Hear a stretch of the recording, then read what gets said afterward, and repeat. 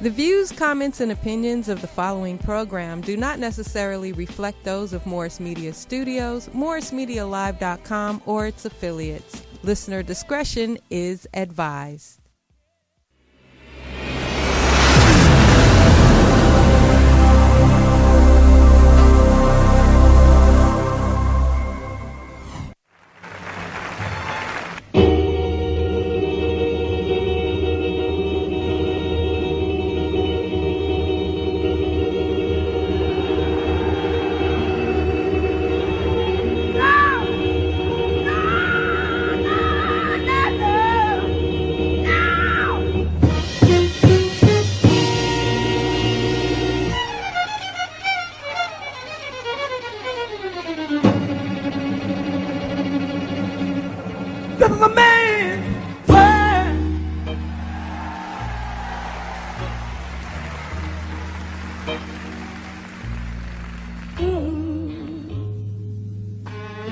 But it wouldn't be nothing without a woman on the air. Said one more time, this is a man's world. This is a man's world. But it wouldn't be nothing without a woman on the bed. Yeah. You see, man made the car to take us over the road. Man made the train to carry the heavy load. Are we on Rest in power, Aretha Franklin. all day long? Yeah. Aretha Franklin. My question is, how did they fold her legs, cross her legs in the casket? Did you see that? With the heels on, with the red dress? Yeah. Yeah. They don't normally show the full body. yeah. Well, I mean, it's Aretha. They showed it, but who crossed their ankles? Could you put your mic up and speak and project? You from theater, ain't you? You know what? Shit. He's Listen, grumpy I today. tried to call Jeff Brown today. He just, You tried? Yeah. I reached out to him, said, "Could you please come do the show? Because Oh, you in your feelings I don't today. feel good, and, Oh, you spotted? and I have to work tonight." And he said he was swamped. He didn't He like the couldn't do talent. That's a that good was industry word. Yeah, he was swamped, and then he said, "I'm swamped." And he said, "What's up?" Well, I just said in the text, "Can you come do the show?" Are He you said available? swamp before you asked. I deleted his text, Wow. but bad, he bro. said, What was your feelings when he said he was swamped? "No, I totally understand. That meant he was making money Oh, okay. as opposed to coming." Oh, here? I mean, just it's the reason they shut off Crenshaw. Commerce. Yeah. It's called a detour. I'm Louis Dix, TDP. Jeff Arnold. and what's the name of the show? In a man's world, tighten up your belts. You're not a man yet until Jazzy Exactly. been demoted. Jazzy says you're a goddamn man. Yeah, I heard it was a pretty filthy show last week. Filthy. Yeah, I heard it was pretty animated, and I heard you guys had a Well, good no, time. Al Tuma dropped in. That, He wanted to say hi to you. that, He came to see you. that I took think it he down might- a notch. Wow. Okay. Gosh. You guys put him on the mic? Yeah. He sat right there, right where you sitting No at. wonder this mic It feels was the four tops up here. this mic feels unfunny. Wow. Where did you sit? Did I you held sit your in the post middle? down. All right, Yeah. good. Yeah. That was. And then where'd Jeff Brown sit? He was right over here. And where'd Al Toomer? He cut his hair, though. He cut the dreads. As he should. Yeah, so. So, because he's working now, he's writing Yeah. for some people. And how was your day? I heard you were mellow and just stayed in your lane.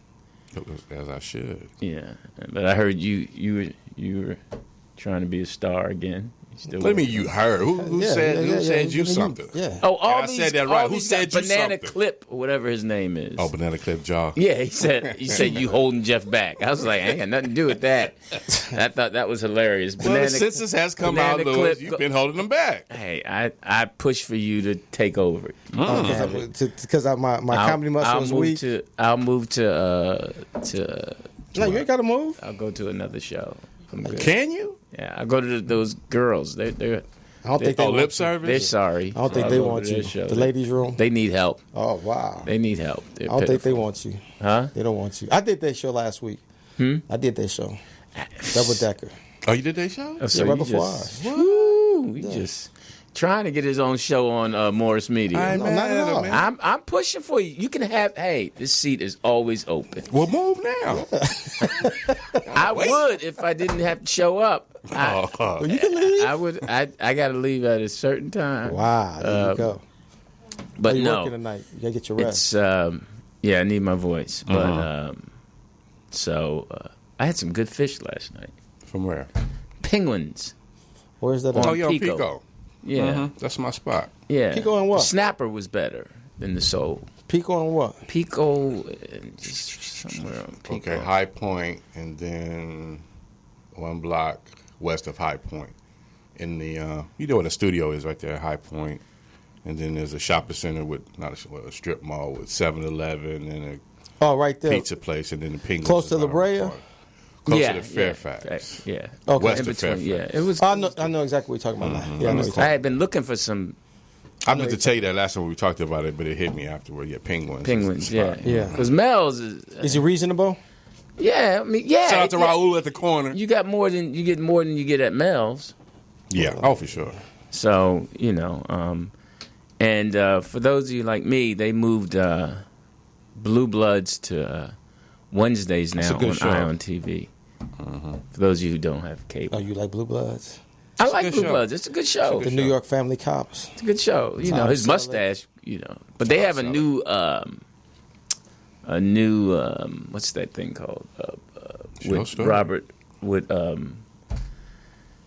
where he was on before. Magnum PI, new Magnum PI. Oh, yeah. CBS got a lot of new shows out. Cedric's show is funny. Well, they just rebooting a lot of these old shows. Yeah, they Murphy Brown. She's coming back, Candace, Bergen. Little Rel show Candace is Bergen, the audience wow. is cracking up. How's he doing? He okay? Well, he's got one of the #1 songs out there right now, Living My Who? Best Life. Who? Lil Rel. Ain't that his song? I don't think so. Oh, I'm sorry. Talking too much. It's Lil Duval. Oh, I'm sorry. Yeah, what Lil is Duval. It's always little somebody. Yeah. Lil Duval, Living My Best Life. Right, that's a great song. That's a good song. Okay. All right. So listen, it's Friday. Today is August 31st. Almost August the first. 31st. Almost Yesterday September 1st. was- My mom's birthday is September 5th. There you go. It was so funny. I walked in. Is she gonna make it? You walked in on it? I walked in. And, what's so funny? When I looked at you, I was about to say, "How's your dad?" He's doing good. I talked to him. But good. He's good. Oh, you was about to say it, but you said it anyway. I didn't say it at the time. I Just said it now. Yeah, but he knows what I mean. No, Don't I be so don't. sensitive when your pops, No, when my pops died, Okay. I'm This funeral gonna be piping hot. that's funny. The truth is gonna come out. That's funny. I mean, everybody. Yesterday was our mentor's birthday. Robin Harris. Yes, sir. On Come on, man. Rest in power. August 30th. August 30th. Yes. You know we don't care that. I didn't know it was birthday when he was alive. So. Oh, wow. I mean, there you go. That was Michael All Jackson's about birthday you. too, right? August 30th was Michael. No, they would have been talking about it. The 29th. Michael's 29. 29th. Yeah, Yeah. 29. 60 years old. He'd been 60. Robin would have been 60 and killing him. And Michael. Robin would have been killing him. No, we had that conversation. What? Me and you had that conversation About what? about Robin if he was still alive. I think You his said show. he wouldn't be as big as Kevin. No, I don't think they would have been. No, Robin would have been. Kevin's he would big. have surpassed- Kevin's big in a different way. I think he would have Kevin's like surpassed- Social media Yeah, savvy. Kevin's like Instagram big. Kevin's like, But as far as Robin is more like He's street. Aretha Franklin, The Temptations. Yeah, he's street. He'll never leave our home or our heart. Right. If you knew Robin, you knew Robin. Right. So he's kind of like, Kevin has his talent, but Robin Harris embodied talent. He came up in a period where, there wouldn't be a D.L. Hughley or Joe Torre or, So when you say that, it's a different kind of talent. Yeah, I know. Just far as like I always say, just like the Regency West, just because I wasn't in that lane in that time to see him perform, but the weight that he left. Yeah, Robin was like an educator. Oh, for sure. It's like everyone knows, Robin was like ABCs. Yeah. Everybody, you have to refer to him. Robin was an educator. You like, all right, did you read that book? Robin was a, You take that class. Yeah. So, so no, I think it's different. But he would have been in his lane. He would have performed. He would have been in films. He would have been, Had a TV show, a couple TV shows. He's done some commercials. He might have been doing Groupon commercials. No, just the Bebe Kids alone with just him without the animation. That would have been like a real. Right, they would have Bebe dolls, Bebe comic books. But that's Bebe what they were 1, 2, and 3. They were working on that though. Yeah, they were working on that though. That would have been a franchise. Yeah, because me and Flex, we had a great conversation about that. Because they were represented by the same person. Real quick, was the conversation really great?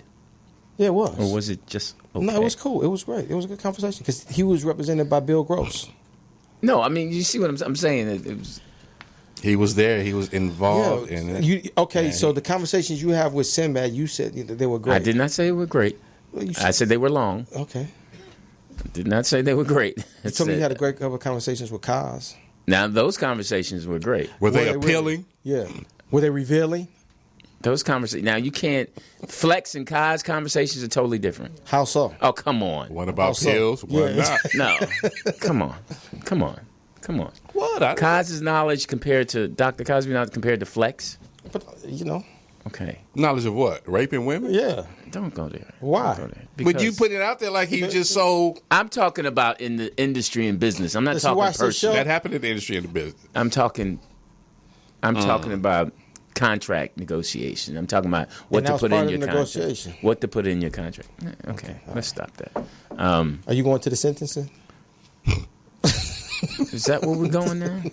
It's on the books. Yeah. It's coming up in September. It's on the books. Wow, you can see that thing about it. You can kill everybody, murder everybody, won't give a fuck. Just because your ego is going to jail. As soon as somebody bring up Kaz, you like, I don't think it's necessary to talk. I don't kill everybody. Yes, you do. Yeah, you do. Yes, you do. No, I don't. It'd be grand theft auto. It'd be like, nigga, he dead. Why you putting the shotgun in his mouth and then gonna run him over? Be like, bam. I wouldn't run him over. As soon as somebody hit Kaz, you like, let's not talk about that. I'm defending him. For what? In a sense of. Can't wait till your book come out when he dies. Let's move on. No, let's not. Let's move on. Let's just try to be better. Because your mentor is the numbers. Get mad at us. The number is 323. Broke a piss star. The number is 323-293-3375. 323-293-3375. So congratulations. You guys had a great week. Allegedly. No, I heard it was good. How was your week? My week was great. I had a good. Oh, thanks for the call back. Call back for what? Okay, see. We don't know why you missed the show. Why did you miss the show? I called you Sunday. You did not call me. I did. You called me Sunday. You called me. I called you Sunday at 10. Okay, girls, break it up. No, you called me like 2:30 in the morning. No, I did not. I called you back when I woke up. I called you Sunday. You did not call me Sunday. Oh, fuck, I did. I'm having dinner with Code 3. I'll call you right back. So you were lying. No, did you? Yes. It's all good, yo. I'm sorry. It must have been it was at Benihana's. Oh, wow. Y'all still go to there? I went because I wanted to go to Benihana's. I did say y'all still go to there. Y'all go to there. I had been craving Benihana's. I like it. Now, was it great or was it good? I heard they fell off like a loose button. The service was bad. Yeah. The service. It was in Hawthorne. The service was bad. You were there? The service was bad. I was very disappointed. Because I told her, I was like, no, I want to go to the Hawthorne. I was like, let's go to the one downtown. Right. And her dedication to black people just... It's a black Benihana? But it was Korean and I don't know what it was. I just know it was... They didn't even wipe the counter off. Wow. Did they clean the grill? Yeah, Did they clean the utensils? Yeah, they cleaned the grill. Okay. I cleaned. But you stayed, though. I was craving Benihana. I was... The reason I didn't call you because I couldn't find my phone. You just had your phone. You just figured that out right there. Yeah, exactly. You know what? People always say that. Man, I couldn't find my phone, man. They'll text you and say, I can't find my phone. Right. Can't find my phone. So, what did you want? Damn. I mean, since you here. Yeah, since you robbed me about not calling you, what was it? Good. No. You all right? No, I'm good. Did you need anything? No. I was in an apologetic mode, so I was going to apologize to your son. For what? For lying to him. About what? When I took that money. What money? When I did the security. I know you took the money. I know, so I was going, I was like, and he did another event, and he really wanted you. But he didn't want to fuck with me because he said, but you were working. That was the weekend you were working. He should have called me. Shit, I'm a hustler. No, you were working on the set all day. What time was his event? His event was like 2 to 6. Oh, okay. So you working, and then so I got Franz. Yeah. I got Franz to do it, and he was horrible. Franz did it? Yeah. What? He was horrible. Man, see? He was, and Lou was like, bad too because I was like, damn, my little nephew came and I was like, damn, and then his pops, like, well, that's the integrity of him, so we're not gonna fuck with him together, No, I mean, come on, like who's not gonna take? You gotta take somebody off your money. Take the money. Why your voice so high? Yeah. Shut up, man. So because I'd have made a killing at Aretha's funeral today. Parking cars at least. Man, niggas. Motherfuckers trying to get Smokey in. Robinson, you. Hey, come on. All right, I got a spot for you right here. that other miracle, you can't make it. Yeah. Oh, no, that other miracle pulling out money. He like, hey, man, I used to perform. Hey, man, I got 300. 5 Heartbeats, you come on in. I did go see the making of the 5 Heartbeats. How was that? It was great. With Robert? Robert Townsend. He He wasn't there talking, but I talked to him on the phone, told him that it was interesting how many actors auditioned for that. How many? I mean, a lot of stars who didn't get the parts. Mm-hmm. Vanessa Williams was involved. Wow. She didn't. Dorian Wilson. Okay. Wow. R. Kelly. Seriously? Yes. He wanted R. Kelly? R. Kelly was auditioned. It would have been a piss poor performance. Yeah. That's so easy. It's so easy. You didn't say it. Whitney Houston. He had a chance to get her, but she declined because she said the part wasn't big enough. She was going to play Baby Doll. Oh, okay. So it was very. So what made him come up with the 5 Heartbeats? He wanted to honor the Temptations. That was his favorite group. What made the actors that he chose? Oh, he auditioned them and they blew him away. I mean, Michael Wright was Leon. He said the casting director told him, you got to meet this guy. He had just done The principal? No, he had just done the Madonna video. Okay. Where he was Black Jesus. Yeah, Leon. Yeah. So, and then Preacher Choir Boy was from New York, and he just was in the regular casting, and he tore him up. Okay. Robert's like, and then of course he had Hawthorne Jones in mind to do that, because he saw him do a Shakespeare piece. And Dresser was from, I don't know what. He was a school teacher, the tall light skin one. Harry Lennox. He was a school teacher. Yeah. And then he auditioned. Right. And Robert's like, he took a half a day from teaching to go audition. And he was like, it was him. And who else was Leon? And then the worst casting was Robert as Duck. What about Wood Harris? I didn't see him as an audition. Okay. They didn't show, because they showed I guess they were recording everything. Mm-hmm. So that's the footage he used. Okay. And Keenan was co-writing it with him. Right. And then the studio passed on it, and it sat for like 2 or 3 years. And Keenan's like, I got to go make money. Mm-hmm. And Keenan, they sold it, and Keenan said he had to go because he had just sold the pilot in living color. Wow. So that's why. And then he said in living, and then he took most of the cast that was going to be in 5 Heartbeats with him in living color. David Alan Grier and Sister and Damon was going to be in it. Mm-hmm. So it was interesting. It was really good. Right. I was happy for him. I guess he, it took a minute for him to get it done. So now, was it a studio film or did he do it independent? No, it was a studio film. Okay, so what studio finally picked it up? I don't remember. But I saw it at the Cinemarks over there by. That's interesting. So they passed on it. So he sat on it for like 2-3 years. So, But Michael Wright looked rough. Well, auditioning? Yeah, no, he looked now. Oh, he showed does him he? now. Yeah, that crack is a bad boy. It's a motherfucker. That's what you Will want? drop your teeth in a minute. You know, Hawthorne Jones. You know, but My office hours are from 9 to 5. I'm doing a play. So It's called The Message, and it's some bad people in it. Van, the guy. Who's it's directing? a musical. are you gonna sing? No, Why? I can't You sing. gonna dance? No, Yeah. I can't dance. I'm. Anymore. Are you go? Now, is I it- play the voice of God. Is it in your theatrical contract? Are you gonna break the fourth wall again? No, I'm not even on stage. Oh wow! I'm just the voice of God. You like Standing Man, the Pizza Man? No, I have the most dialogue. I'm the voice of God, and the rest is singers. It's a good piece. That we had a table read, and these cats can sing, man. It's some Now who's bad doing singing. it? Who's producing it? Kuzman Russell is the writer, and Byron is the director. And I don't know. Is it gonna tour? Or is it just? Supposed to, hey, man, you know, don't start Right. me lying. You know how plays are. They, you know, I'm just Yeah, I doing was- it I was in one to with work you. the muscles. Yeah, I was in line with you. Just to work the theatrical muscles. That's all I'm doing. So good to be back in theater. Yeah, I love theater. But you know. So, other than that, what was your week like?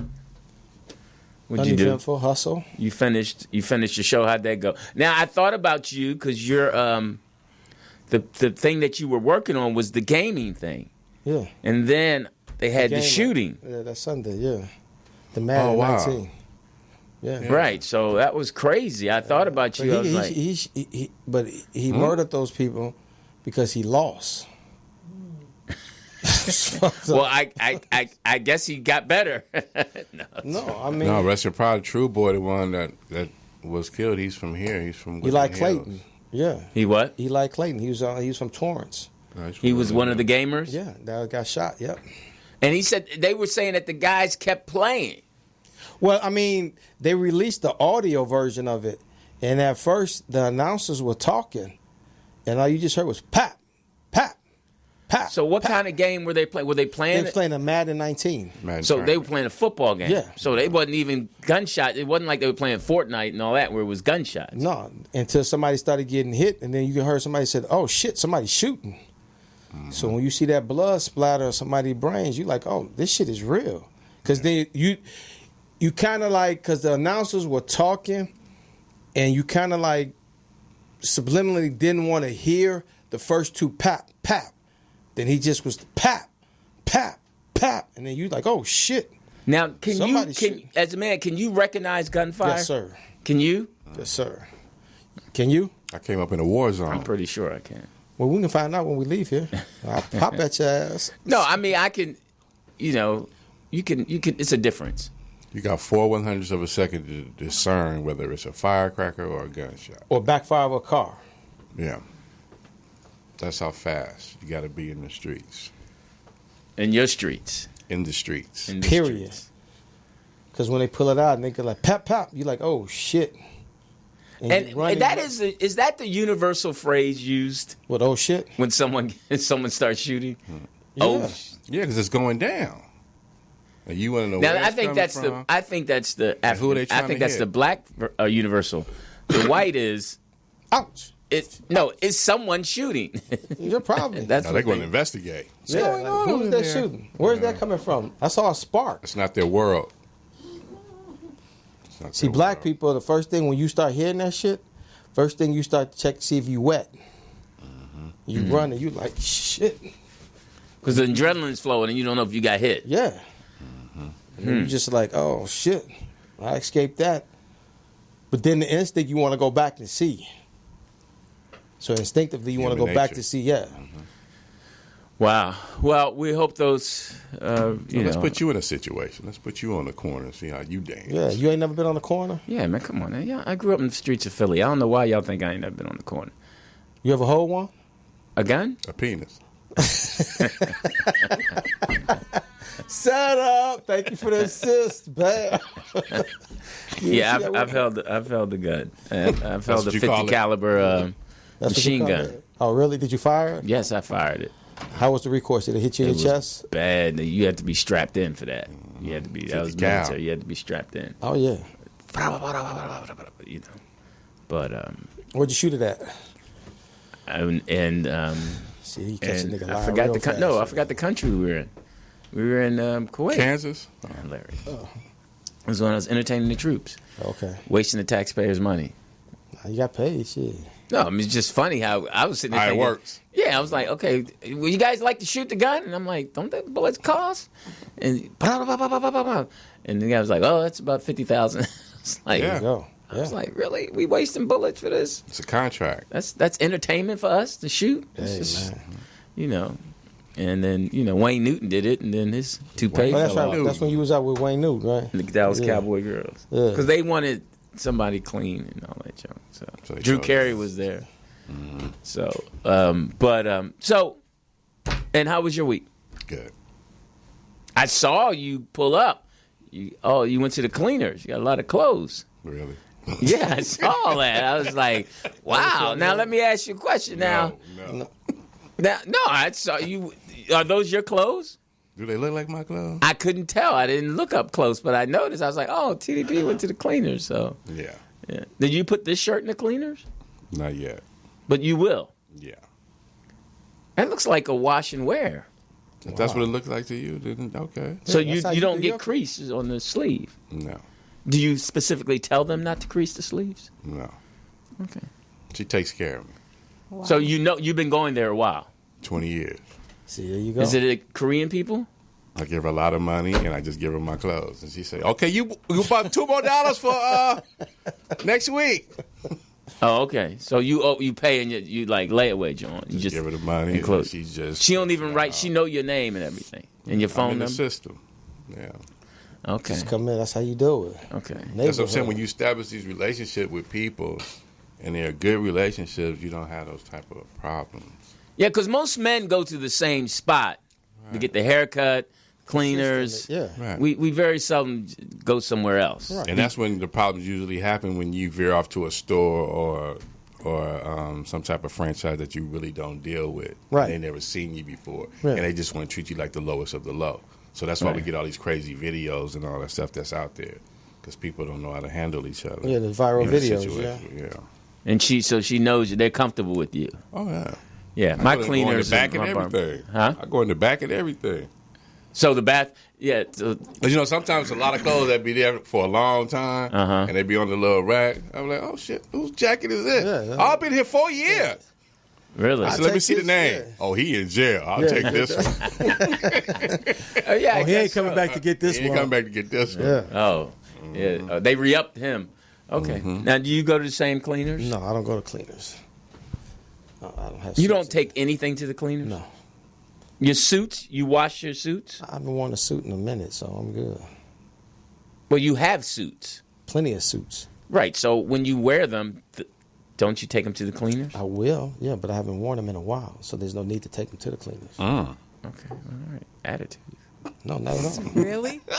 Damn. Excuse me. Really? And I clean my own gators. I don't take them to. You don't With a take them to toothbrush? chambers? No, What you clean them? I go to chambers. no, I know how to clean them. But you don't go to the one on the Shoe east polish side. and all that. I go to the one on Slauson. Now, you don't go to the original one on the east side. You don't clean your shoes yourself? My sneakers, I do. You But don't not clean my your hard shoes? No. Slauson is Chambers Why? 2. Chambers 1 is on the east side. Oh, okay. You don't know how to shine shoes? Yeah, I know how to shine shoes. What, you too good? No, to Lewis credit, he can sew and all that stuff. No, I'm not, because when my I know how to man... sew too. No, when my man Button fell off his jacket, we was on the road. He was hooked like, him up. He pulled out his little. Yeah, his little sewing kit. His little seamstress kit and all That's of that. cool, like, though. oh. That was cool. That was cool. I I know think how to I think sew. a man should have domestic. There ain't nothing wrong with skills. that. I know how to do all of that. Yeah, because you're a clean guy. Yeah, I taught my son how to do all of that shit. Somebody in the chat room said, "Will Lewis switch seats with Jeff?" Coming up right after the break. Hold me down, chat room. I love you. Tell people in the chat room to just kill themselves. They No, but we have a very special guest here today. I'm very Yes. excited. Yeah, we do. We had a special guest who poetess. I don't know what she thought was thinking, because she wanted to start him off with us, and we like, come on, really? He's from my hometown. I read that. I had to read the bio because we didn't get one. So much love. He's your OG. Yes, Yeah, sir. So yes, sir. Yeah, so Put a lot of respect on that name. I did not think he would. lot of respect. I did not think he would look the way he looks. Better than you? He looks healthy. Yeah. No, he looks healthy. Wow. He looks strong because he was. You want to date him? No, because he's a dancer. I thought he'd look. He can know. outbreak. Uh-oh, it's a challenge. Dance off. no, I Yo, can't. come Yeah, on. yeah. But I thought he would look, What, rough and all that? frail and Like you? Wow. and brittle. But Wow. Damn. because most of those guys in the film, we're not going to give the film away. They were really skinny during those times. From the dancing they were doing, they were real frail and skinny and You were a dancer at that The time. time too, yeah. I was a different kind of dancer. I was a football Oh, dancer. explain to me, honey. I was a football dancer. I was. Oh wow. A football dancer. All we ever mean Oh wow. in a dance world. Oh my God. Look at your body there. I mean, your toe point is impeccable. Exactly. That's stupid. That's just stupid. Look at your rib cage. When the last time you ate, nigga? You can Come poke on. somebody's eye out with your toe. So straight. Excuse me, guys. I'm gonna kick my leg. Unnecessary. So, Ah. and he's from your hometown. He's north side, Caprini Green. That's pretty bad. Isn't that when from the movie was based on that? When the guys say his name 3 times or something. Candyman. Yeah. Yeah. Was in That was based in Chicago? Yes, sir. I never seen that. I was too scared to watch that. Tony Todd. Yeah. Great So that was actor, Caprini Green where he was Yeah. at, right? Candyman. Yeah. That's what I remember at Caprini Green. But they tore that down, didn't they? All day long. Okay. Now, you remember when Jane Burns stayed there, the mayor? That was hilarious. The white mayor, she stayed in Caprini Green. Oh, yeah. On the 8th floor, they cleared the whole 8th floor out. Yeah, I remember Police that protection. story. Hilarious. She So stayed there for a month. So yeah, we're excited. He's going to join us after we take a break and get his take in that dance world, which is interesting because I have a few questions Yeah, I do too. about the dance world and how How do you feel- heterosexual men How do navigate you feel through about, there. who was the first NFL team? The Atlanta Falcons. Yeah, they have No, the Rams and the Saints. The Rams and Saints, they have male Oh, cheerleaders. could you put up that video for the? a male. Oh no, that one video when the brother You saw that was one? clapping and yeah. oh man. Oh, The my male man was doing cheerleader. it. Yeah. Okay, I'll pull it up during the break. Oh, he was. He was on point, yo. Somebody said, I think Central Entertainer said he's living his best life. He was. Oh, my man was behind the white girl. Oh, he was all of it. Yeah. And then what got me was then he threw the girl up and held Oh, her. yeah. Yeah. I was like, They can multitask. oh, he was living the strong, life. He yes. was a strong boy. I love to see him in the playoffs. If they went to the national championship. I want to see him on a road game in the snow. Exactly. So listen, we're going to take a quick break and we'll come back and we're going to rearrange the chairs. And for you, those of you chat room, we're going to move Jeff over here and I'm going to slide over. And we'll have some fun. Talk to our special guest who we'll introduce and who POTUS is excited about. This is our first guest in a while. I mean, well, our first real guest. This show was so bad, we never have Yeah, it. Bobby Brown. Excuse our interviewing skills. We get killed on that. But then we were introduced to. First, it was the other guy. Remember the guy that came on who was supposed to help with the black guy that came on and I sat wasn't in. here for that show. You wasn't here. Remember the dude? I wasn't here for that show You either. were here for that show, and You had Michael Coyer. she said yeah, that Bobby he was supposed Brown. to help us. Now we just met some other. I don't know what he was. Light skinned We are white boy. taking a break. What's his name? That's supposed to be helping. I can't wait to Oh, get We'll be Alex. back. Yeah, I can't.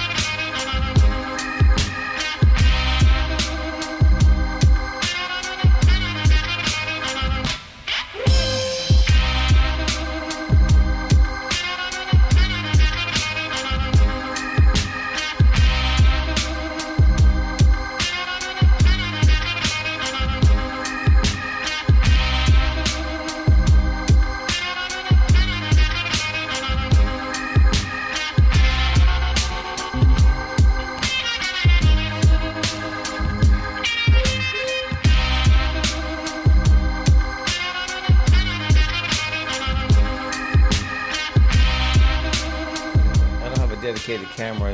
That's my camera. Yeah. Oh, who's that good looking at the end? Oh, That's it's me. Oh, that's not you. Oh, All right. Jesus. All right. Okay, Man, already. we can do this now. I'm about to talk. Now, excuse us now. The real. Girl.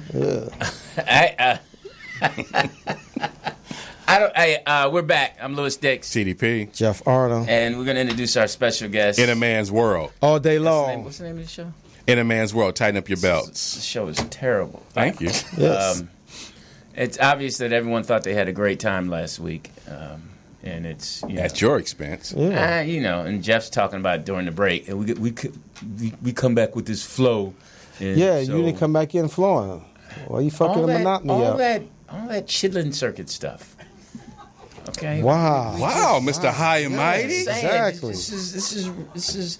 I don't do that. I don't do the little chitlin and Oh, all wow. the talking about sex and all that. I do all nasty of that. stuff. I do all that. And I understand you guys had a good time. I heard Did you Jeff, say nasty stuff? Yeah. Yeah, I heard Jeff tried to ring you in a little bit, tried to get some control, but Al Toomer, I mean, come on. I was offended that y'all even. Allow him to sit up here? Which seat did he sit in? He sat right there. Lord, He was comfortable there. So I'm surprised his show is still on, Mm. and that's just that's something we need. Now to you know bring he up you know he management. listens, so that probably be the first call that come in. Now let me tell you something, motherfucking Louis Dix. When you wasn't there last week. Yeah, I heard. So listen, so all you Chitlin ghetto, circuit yeah, lovers you out there. ghetto rugrats in the chat room. Wow. Who that was great. I love that keeping it real. Okay, so we have a special guest who has talent, unlike a lot of other guests we would have. Legendary. Legendary. He's been in the game, Chi-town. and he's originally from your Chi-town, hometown. So all we're day going to long. let you, since the chat room loves No, you. you go ahead. This No, is your go ahead. thing. Introduce. How would you introduce him if I was not Let here? me do this. No. Go ahead. Handle the Stay podium. in your lane. Wow. This is my lane. Oh, That's the bitch. problem. Wow. She's in every lane. This is my lane. I could introduce I myself. can't wait to get it. This would never happen on The I View. can't wait till Exactly. I can't wait till I get a better offer. I am out of here as soon I as thought you had one. I do. Oh, okay. We're working out the details right okay. now. I am gone. So go ahead. Poet is going to introduce our special guest. Since We have in the house actor and legendary street dancer Shabba-Doo. He is one of the founding members of the original Lockers, and he played Ozone in the 1984 classic Breakin'. So please give it up for our guest, What's the round of applause? Shabba-Doo. Yeah, Sure will. Ain't no stopping. well, I'm swamped. welcome. I'm not quite sure if I There want you to go go. on. He's or not. ready. There you First go. question I There you have go. is, if you were such a good dancer, how did Rerun beat you out on what's happening now? Well, let's start after the word if. Oh. That's a good one, Louis. I never thought of that. Did you audition for it, and then how did Rerun beat you out? Well, he was unique. Mm-hmm. A rerun, or we called him Mr. Penguin. He was unique. Wow. I went. The show was based on the film Cooley High, based on Cooley High, Right. and from the Caribbean Green Project Yeah. area. So they were auditioning me for the Cochise role, the good-looking, light-skinned black man. Lawrence Hilton Jacobs. I'll repeat that: the good-looking, okay. light-skinned black man. Yeah, Lawrence And if Hilton. you had been cast as Cochise, you would have been pop That was typecasted. Right, There you go. right. You know, because I'm a good-looking, light-skinned black man. Anyway, and Mr. Penguin isn't. So there you go. He damn. he goes to the audition. Well, he's Hey, we not. keep it real He's here. not Yeah, exactly. a good-looking, Yeah. Fat, ugly light-skinned motherfucker. black man. Damn. Nigga look like weeble wobble, but don't fall down. Oh, there you wow. But he's a persistent son of a gun. Okay. And- go. No, hold on, stop. You can say son of a bitch. We don't, Well, I try not to curse. Oh, okay. Me See, too. There you go. Well, There you I go. think when you curse, you cater to a lower denominator. and that's those people in the chat room. Yes.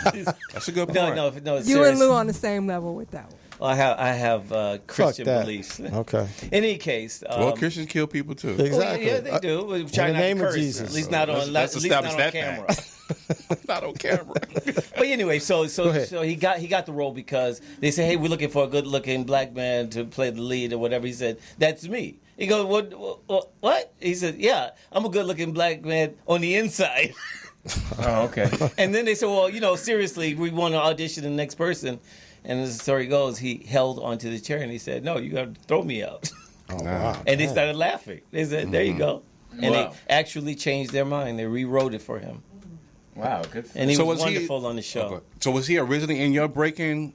We were in a breaking crew then. We were called a dance troupe. Okay. We started on the Soul Train. We were original Soul Train gang members. Okay. And Tony Basil, who was our sort of Abe Saperstein, if you don't know who he is, he's Yeah, he's the responsible Globetrotters. for forming the Globetrotters. Tony Basil formed the Lockers, and Now, did you start it in Chicago on the Soul Train? Yeah, I did. I started on the show. the Me amphitheater? and my sister, we danced in Chicago on the Chicago show, but our Soul careers Train. didn't take off until we moved here, circa 1971. So it was here that everything changed. Penguin was part of the original troupe with 7 members, six black kids and a white girl, and we revolutionized dance in the world. Now, did you guys travel at your height? Were you guys traveling all over? Where'd you go? We did everything. We opened for Frank Sinatra. Wow. We toured with Frank, and we played Carnegie Hall. Our opening act ranged from Bill Cosby to Parliament Funkadelic to Ohio Players to Frank Sinatra, you name it. Carol Burnett. We did a number of stars. We had a long-standing contract at MGM, and we weren't just an act at MGM. We were headliners. We were opening. Our names were on the marquee. Yeah. Oh, okay. And Cool. I just posted on IG. If you get a chance, go look at it. You'll see we as the Lockers, the only presenters, co-presenters of an award with Aretha Franklin, not as her background dancers, but as her equal presenter. right. I have her. I have a clip of that. Yes, yeah, it's actually. So is this from her funeral? Were you guys? no, this no, is- it's from the. This is the from the Grammy. clip he was talking Really? about. The Let's Grammy take a Awards. look. Let's I'm just take a saying, look. it'd been cool if they were at the funeral pop locking. But gentlemen, how can I describe it? Well, I guess the 5 nominated songs describe it better See, than there's Penguin any there. word. Yeah. And then I'm the guy in the front with the yellow pants in the front.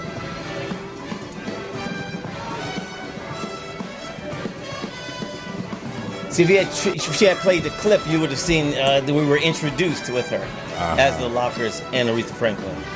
She cut that part That's out. Disco. She was hating on you. She was like, "You guys are crazy." Herbie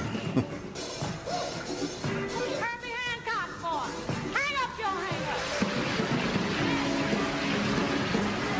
Yes. Looks like she wanted to get out there with you. What she Pop did, lock, Aretha you Franklin guys. was wonderful. That was horrible. And first of all, the term is in pop locking. That's an incorrect term. Okay. Oh, okay. What's the correct term? It's locking, and then there's popping.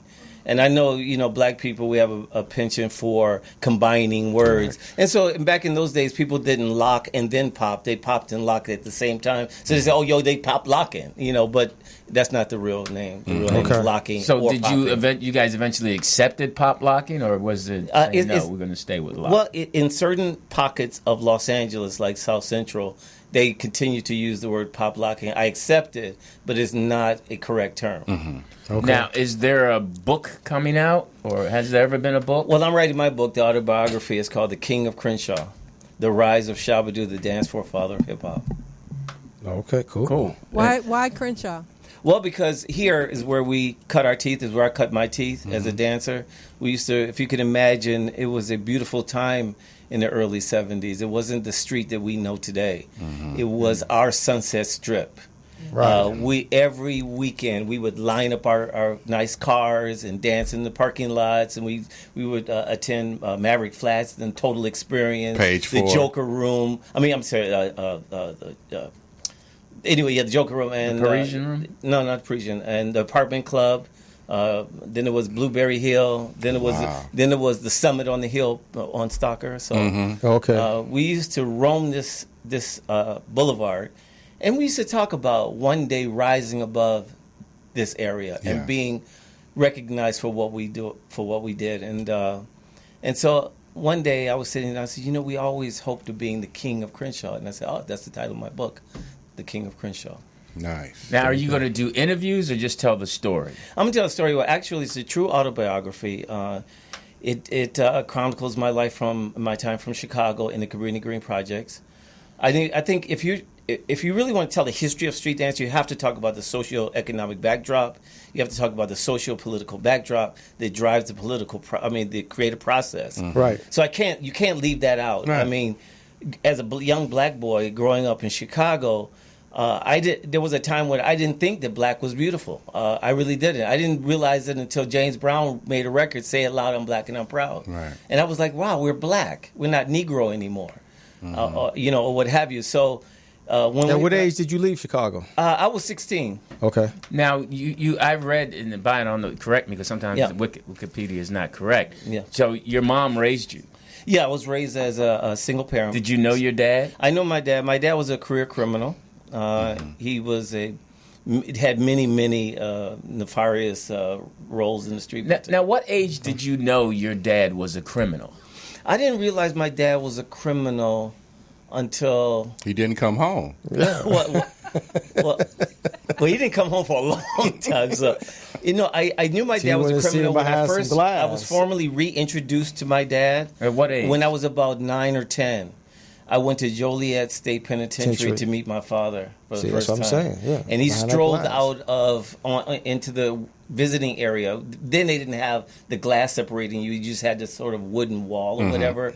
And I just remember all the white tile in there. And he strolled in like he was walking through a park. And who took you? His then girlfriend or wife, Grace, her name is. Now, you were his only child? No, I have a sister, 2 sisters, Nina and Fawn. So how did that come about for her to say, I'm going to take you to see your dad? Did you ask to go see your dad? No, they thought that it was necessary that I meet my dad. That you go meet your dad? The last time I saw my dad, I was around 3 years old. And the girlfriend thought? His girlfriend thought, Grace thought that it would be good for me to meet my dad. And you said, were you excited? I didn't know. I didn't know what to feel because I didn't have a relationship with him. But he felt like, and again, I didn't really grasp the gravity of the moment, but it felt like I was meeting royalty. He was street royalty. Okay. He was a gangster personified. I mean, Now, in every sense of the word. Did he hug you? No, he just said, "Hi, how you doing?" Did you establish a relationship after that? Yeah, I did of sorts. I met my dad again. I would meet him like in 5 and 6 year increments. So then 9, I would meet him again. I was 12, 13. I'd meet him again. I'd be 15. One day, just to jump forward, I was downtown shopping for clothes for Soul Train, and I passed my dad standing out front of a hotel downtown L.A. And he invited me to a room. I guess it was a prostitute or whatever laying in the bed, and he just said, "Hey, she was there, a white lady, naked in the bed." So this is my host. And he was like, "Hey, you want some money? Give me a little money or whatever." Wow. Did he recognize you, or did you recognize him? No, he recognized me, and then I turned around and he was like, "Hi." I was like, "Oh." Did he say your name? Yeah, he said my name. Had you done breaking by then? No, I didn't. I was just dancing on Soul Train, so I didn't see him again until I did breaking. And after I did breaking, I wanted to really show my dad that I made it. Hey, Dad, I made it. I really made something myself and think he would be proud of me and, invite him over for dinner and blah, blah, blah. And then he left. And later my sister called me and said, Dad was really upset. And I said, about what? I mean, I did everything that I thought he wanted. I mean, wine that he wanted, the food or what have you. He said, well, I didn't. He was upset because he thought that his son was a faggot. Oh, wow.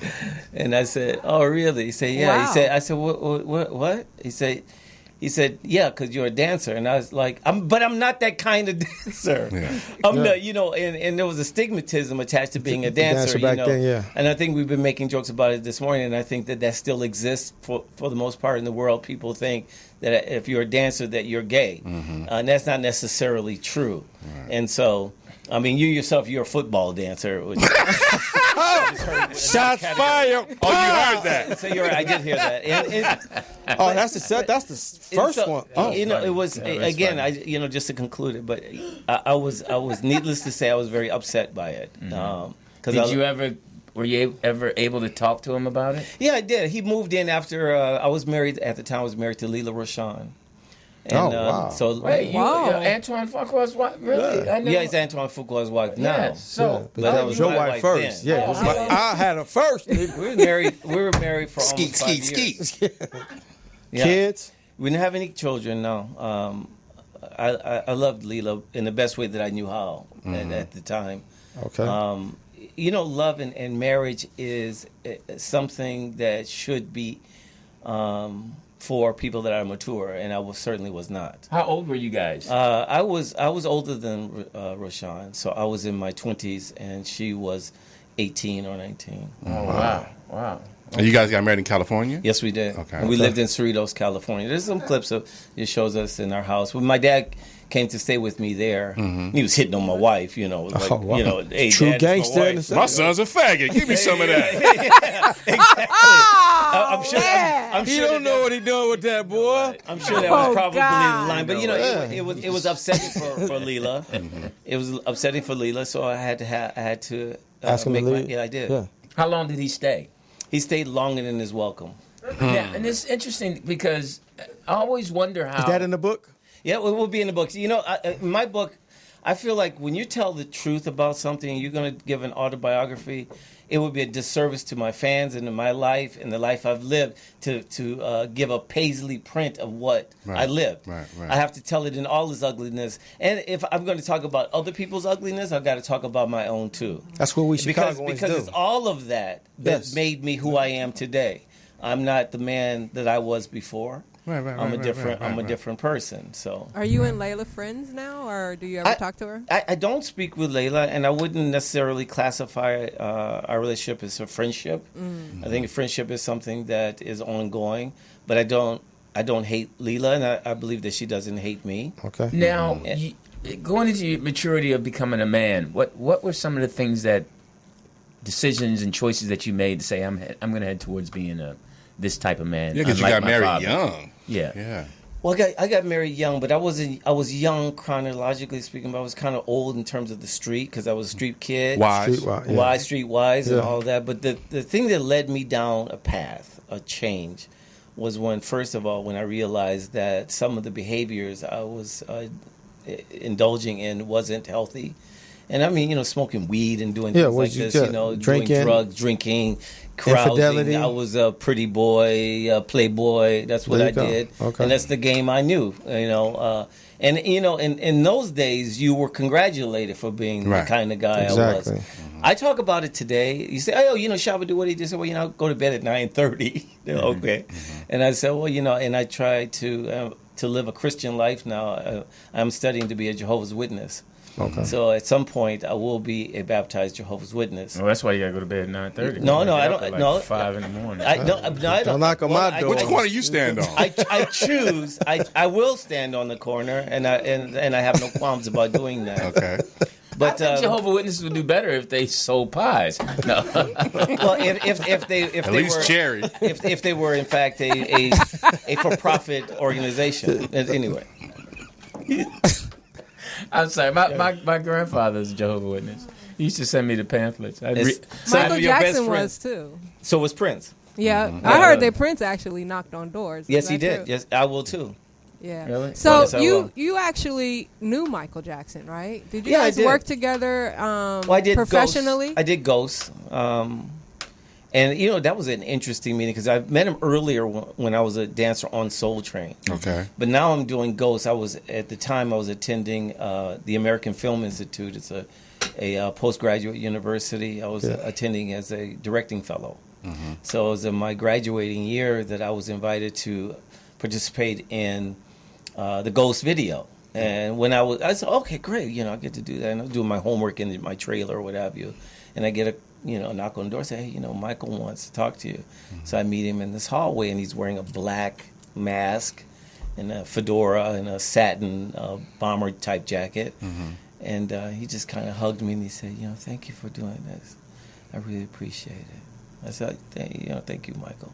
And that was our meeting. And then after that, because of my training at AFI, here I am just going into, No, AFI, what is AFI? It's the American Film Institute. It's probably one of the top 5 postgraduate film and television study universities in the world. Okay. Yeah. Any case, so I'm wrangling cables. And Michael kind of looked at me and said, "You like this, don't you?" I said, "Yeah, I do, Michael. I'm going to be a filmmaker." He said, "You'll be good at it." Now beat it. Now, He probably would have said that. hey, under different circumstances, that would have been great. Yeah. But I'm Louis timing, Fix, timing. It's Arnold. everything. and we're here with our special guest Shabba-Doo, from the a.k.a. Ozone. out of Chicago, L.A., North Side. from the hit film Breaking. Now, how did Breaking come about? Well, Breaking. I think Breaking was a natural progression. I mean, coming from the Lockers, going solo after the Lockers. Then I did a series of projects. One was the All Night Long Lionel Richie video, which I choreographed. And if you watch that video... You choreographed it? Yes, I did. Okay. And everyone that is in that video is in the movie Breaking, including Leela Rashan and everyone else. And Boogaloo Shrimp and Pop and Taco, who was We're my not nemesis. going to talk about Boogaloo Shrimp. My nemesis in the Breaking film. So Turbo. In any case, I originally was signed to do a picture for New World Pictures. And this picture was called Body Rock. We now affectionately call Body Flop. It didn't do well. But anyway, they said they had a creative meeting. And in the creative meeting, they said that they wanted a guy the girls would like. And they hired Lorenzo Lamas. Girls like him. Yeah. Wow. So anyway, I'm unemployed. So okay, whatever. I get a call that says, "Hey, they want to meet you on this film called Breakin' to choreograph the movie." I said, oh, "Okay." So I go over there. I was dressed in full Shabba-Doo Ozone regalia, Right. Chain link fences and things hanging off my neck. And I get there, and he says, "Hey, you know what?" He says, looking at me, he said, "Hey, can you act?" I said, "I'm from Chicago." I could do it all. I don't know what that really meant. He Right. said, Yeah. it's just do it all. That was your line. knee-jerk reactions. Because for me, when I say that I'm from Chicago, and the way we are in Chicago is that we can do anything if you give us a chance. Speak on it. That kind of thing. So and he said, "Okay, Shabba-Doo from Chicago, go over to the casting and audition." I said, "Okay, I get over there. I don't know anything about acting per se. I know I play myself." So I'm sitting there smoking a cigarette, sitting in the chair, looking at them. They're looking at me. I'm smoking a cigarette. They're looking at me. I'm looking at them. And they just kind of lean over and say, "Well, you can start now." Shit, I'm starting. Shit. I'm acting already. Yeah. Motherfucker, shit. I said, "Oh." So the feed-in line was, "Who's next?" And I said, "Ozone, street dancer." Took a puff of my cigarette and flicked it like that, Chicago style. said, yeah, flicked my cigarette up in the air. Newport. And it just kind of got quiet in the room, as Bette Midler says. As Got it so quiet, you could hear a dog fart in Soho. Right. So I just said, okay. So Hilarious. I leave. I said, I don't care if I don't get the role. I just want to choreograph the movie anyway. And the role called for an 18-year-old in the screenplay. When I get a few blocks away, they say, "Hey, you know what? They want you as the leader. They want you for the role of Ozone." Now, you got to know I'm dressed exactly like I am in the movie. Those aren't costumes. Right. Those are my personal clothes. Right. I would be in the laundromat like that. Wow. Going to the grocery store just like that. It was part of my identity. So in any case, I got the role, and I was 30 years old playing an 18-year-old in the movie. Now, was that before or after AFI? That was before AFI. Okay. That was before AFI. Yeah, I wanted to further my education. I wanted to know, develop a keen awareness of the filmmaking process. So you choreographed Lionel Richie's All Night Long before you went to AFI. Yes, I did. So how were you prepared to do that? What prepared you? Well, was that the first thing that you? Well, here's what it was. I'm from Chicago. I'll say this again. No, keep saying it. Let them know. When I say that I learned everything I knew about the streets and about how life worked on the streets of Chicago. Thank you. Speak on it. I learned how to package myself in L.A. That's a Hollywood understanding. Right. But as a person, as a kid, I just had a game. I knew my game. So so here in L.A., I could talk pretty much, pitch any kind of idea. Right. Exactly. And so I pitched an idea to direct a new movie. I got a $750,000 budget for it. I taught myself. I went and got Erwin Blacker's screenwriting handbook and taught myself how to write a screenplay. And I wrote a full fleshed out treatment. I sold it, got the $750,000 budget, directed the movie. That was all great. Came in under budget, but it was not the movie I wanted to make. And I looked at it and I was honest with myself. I said, you know what? You're illiterate. you're illiterate when it comes to film and how it works, and what is all that really mean. And so I submitted myself to AFI. And they accepted me. I didn't have one of the prerequisites was to have a bachelor's degree. Right. I didn't have that. So so I just filled out the application, sent them $75. I did a 1.5 page narrative about my life, 5 pages, 1.5 space narrative about my life, and I sent it to them. I didn't hear anything, and I just thought, well, they don't want me. That's okay. At least I tried, right? And I get a letter. And when I get the letter, at the time, my girlfriend at the time, I didn't want to open the letter. I handed it to her. I said, "Tell me what it says."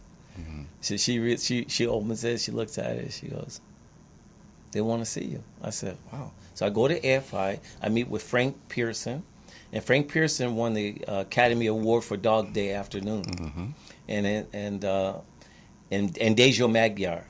And so they said, "Shabba-Doo, we know your career. We know where you started. We know all about you. But we want to know, why do you want to come to AFI?" And I just gave them an impassioned plea about how and why I need to do film. And they said, you don't have the requirements, but we're going to make an exception. Mm-hmm. We're going to allow you to come to AFI, not because we're doing you a favor, it's because these kids didn't need to know your hustle. Right. Because how did you go get a movie made with very little knowledge about the film process? That's it. I'm from Chicago. Right.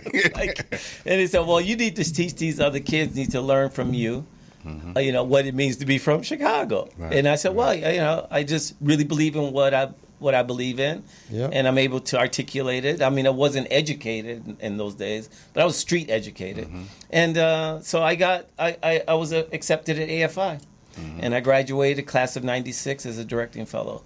But that emboldened me with a keen sense of the filmmaking process. I write my own projects. I create my own ideas. I don't need anyone. Of course, the filmmaking process is a collaborative one. Mm-hmm. You do need other people. Right. You cannot make it by yourself. But what I mean is, when I have an idea, I don't need to call someone to help get that idea out of my mind. Yeah. I can commit that idea from my mind to paper. Mm-hmm. Right. And so that's where I'm at. Let me switch gears, because you have 2 children. Now, were they by the same woman? No. So you have a boy and a girl? Or? Yeah, I have a son, and I have a daughter. Now, you had the son first. Yes, I did. Now, were you married, or it was out of wedlock? I was married. I was married to Gwendolyn Powell. She was also one of the original Soul Train gang members. So you get married, you guys have the son. Now, did you, as a man and a father, did you reflect back on your relationship with your father, and you made a choice about what kind of dad you wanted to be, and what kind of father were you? I'll start with the latter question. Mm-hmm. I was a terrible father. And what I mean by that is, I didn't have the maturity needed to raise a child. That's something that is unique to fatherhood, and it's unique to parenthood. I didn't have that. Now, what age were you when you had your son? I was 21 years old. Okay. So I was very much a kid myself. Mm-hmm. When I say 21, I was a street 21. I could have been 15, Right.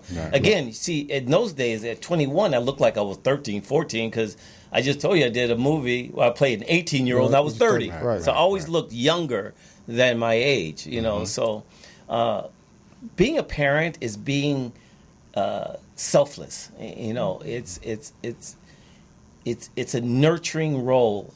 One, I needed nurturing. I needed some education. I was incapable of giving my son the education that he needed. And what did you give him that you felt was because it all wasn't negative? So you gave him something positive. Well, my son is proud of me. He understands my background. He understands where I come from. He understands that I entered the relationship crippled. We've talked about it. Now, how's your relationship? Time with him? I spent some time with him. I was eventually divorced from my first wife. We're now really good friends, but we were divorced, and I wasn't there for him like I could have and should have been. At the time. I was busy catering to my career at the time, so I didn't really have that. So we were a bit estranged for a while. How's your relationship now with him? I not so great. I mean, it's okay. It's not fabulous, but it's not horrible either. Did you ever apologize? Yes, I did. I told him that I wasn't. That I wish I could have been a better father. Mm-hmm. Now, your daughter, how were you with her? My daughter is without getting into it'll be in my book, but here is not the proper place to discuss this. Some of the challenges that my daughter is facing, but I tell you, it's not good, and I wish it could have been better. I really tried to make it a better shot with her. I still missed the mark. I still fell short. But I do have, she was able to produce 2 great grandchildren. They're coming over this weekend. We're going to make Eggos and watch movies, and I get to be a grandfather, and I got one more shot. You know, Palmer Terry said this in the movie The Bronx Tale. He said you get 3 loves. 3 loves. 3 great women. Right. Great women. Okay, I got 3 great loves. I called it down in life. I blew it the first time. I didn't do really well on the second one. So you could almost say that my grandkids are my salvation. So, and now I can make amends with them and really try to be there for them in ways that I wasn't really there for my other 2. Right. And I just want to thank you for speaking about that, your wisdom of, because we have a lot of people who listen to this show and they're going through situations that you talk about, whether it's this part or that part or this part. And I just thank you for just sharing that. Well, you know, who's ever out there listening, you know, it's a process. You want to grow out there. You really want to be a better father. You want to be a better person. You have to first admit that you fell short. And you can't blame anyone else. You can't say that it didn't work because this situation didn't work. It didn't work because they're no good. You have to own it all. You gotta look in the mirror, and say, you know what, I fell short. I failed to be the best person that I could be. You have a healthy honesty about you. We Chicagoans, we do. Not you. You have an unrealistic healthy. Mine is real shit. He girls, break it up. Apologized to his son. You wouldn't. You won't apologize. You don't think he did anything wrong with you. I called my son on his birthday. And did you talk? No, he didn't call me back. Okay. I left him 3 text messages. Do you ever see yourself saying to your son, "I'm sorry, I could have been a better dad"? Or do you think you were a great dad? I know I was a great dad. Well, how old are you? I'm 55. I'll be 56 soon. You got time. You ain't dead yet. No, I mean, but the thing, but I'm saying that, do you think there's, because I think we as fathers and men have this thing where we actually do think that you were a great dad, but there's our shit don't stink. Right, but when I listen to him, and there are things that we saw it differently than they see it, and we actually have to understand that we can say, "Hey, I'm sorry that I wasn't everything that I thought I was." Right. To you. But you saw my greatness with my son. Right, but like I said, there might be some times when it was great, but there might be some times from his perspective where the thing is that to hear from you is, "I'm sorry, I didn't fulfill that." Maybe. Well, I mean, the thing about it that what I reflect and look back on, there's times that I shouldn't have been as hard on him. You know, right? That's what I'm saying. I shouldn't. You know, my thing is that I shouldn't have pushed him as much. But growing up, because I had my dad in my life, and I knew. So coming out here, especially like you said, coming from Chicago, having that Chicago background, I had to prepare him for what was outside the world. Right, but you can't prepare them the same way that we were prepared. Right. That's key. That's one thing that we have to accept as a generation. Right. That we can't. There's a different style of teaching, and I think that as men, women have that communication thing where they can sit and say, "I'm sorry, I wish I was better," cry. Men have this wall where I think we should get better at saying, "Hey, I'm sorry, I wish I had done better," and I could see where you might feel I didn't. Well, go ahead. Yeah, the thing is, what I have learned, and the best mode of teaching is listening. It was, I had this idea in my head that, hey, I'm the father, so I need to tell you, you gonna learn. I'm going to teach you. Instead of saying, wait a second, why don't you teach me about yourself? Because, and that takes humbling, if you will, to step back and say, you know what, I may have made you, but you're an independent person. Our children are not us; they're their own beings. Human beings, yeah. And so we want to learn them. God made us as intuitive, individuals, and we have to learn our children. We learn our children through the listening process by asking questions. What does that mean to you? Not what I think it means, because that has nothing to do with it. What does it mean to you? Why are those things important to you?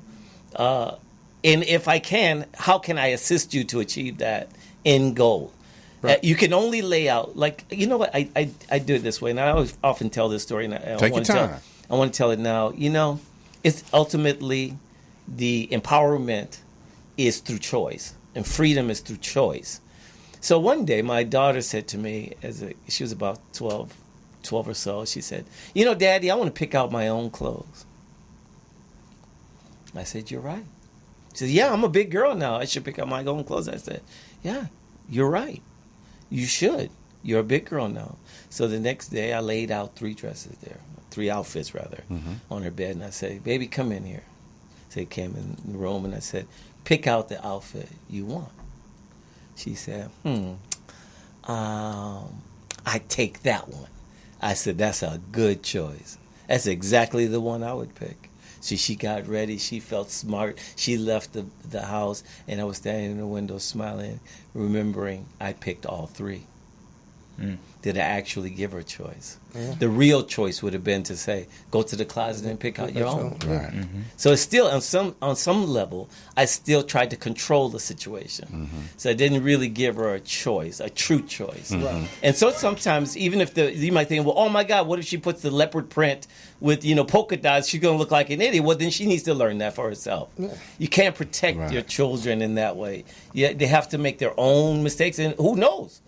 Who knows if they're a mistake or not? It's just not one you would do. But it's not a choice you would make. Yeah, but it doesn't mean that it's a mistake or that it's wrong. So anyway, right, we have a caller. This stupid phone thing. Stupid caller. What's up, fellas? It's D. Cars. How you guys doing? D. What's up, man? What's up, D? Chilling, man. Shabba-Doo, man. I just wanted to call in. You were the first person that I ever got an autograph from. Oh, wow. I lived in Hollywood at the time. I was going to Hollywood High. Okay. And I used to walk down Hollywood Boulevard every day to go home. And there was a store on Vine in Hollywood called For Breakers Only. Ah, yeah. You guys were out. I just saw a crowd of people. And I was like, who's down there? Because I used to go there every day. I couldn't afford anything in there because they overpriced everything. I got all my breaking gear from Zodi's. Okay, right. Oh, there you go, Zodi's.